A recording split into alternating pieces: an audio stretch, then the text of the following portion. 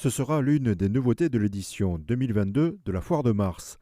Pour son nouveau Palais du Rire, son propriétaire, Robbie Krobner, a demandé au concepteur d'imaginer une attraction hors norme. Il fait 120 tonnes, il fait 27 mètres de longueur, 11 mètres de profondeur et 14 mètres de hauteur. C'est unique au monde, il n'y a aucun Palais du Rire au monde itinérant ou même dans des parcs d'attractions qui a 6 niveaux.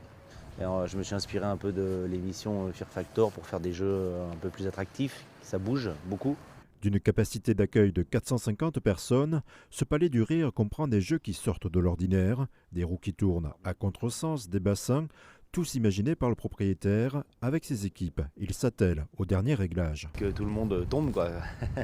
Que là, en même temps, ils sont déstabilisés par le plancher qui bouge et les ronds, ils tournent. Et puis, ça fait une belle animation. Tous les jours, on est dessus, on bosse. Là, je suis dans la sonorisation, j'ai encore pas mal de choses à remettre. C'est l'une des particularités de cette édition. Le nombre de nouvelles attractions à sensations fortes sera plus important. Pour avoir le Spider, en fait, c'est une espèce de pieuvre géante qui saute à plus de 15 mètres, qui a une double rotation. On a le Megaloop qui fait ressentir une force centrifuge assez énorme. On aura donc l'usine, 650 mètres de parcours à peu près. Et puis on aura la turbine qui fait 70 mètres, qui a deux rotations également, plus un mouvement libre au niveau des voitures. C'est quasiment que du jamais vu, du moins pour 3, et celle-ci pour la France. Annulée durant 2 ans, ce sera aussi la première édition avec des mesures sanitaires. Même si elle change au dernier moment, les professionnels forains attendent ce premier rendez-vous de la saison avec impatience. L'année dernière, j'ai fait 4 foires seulement, sur 9. Là, ça serait bien qu'on reprenne le travail normalement. Foire de Mars, il y a quand même un engouement.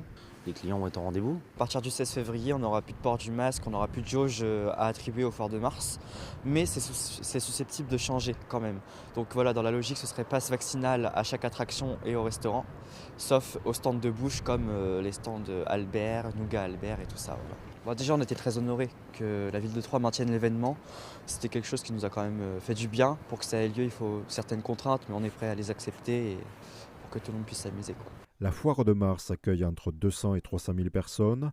Elle aura lieu du 25 février au 20 mars.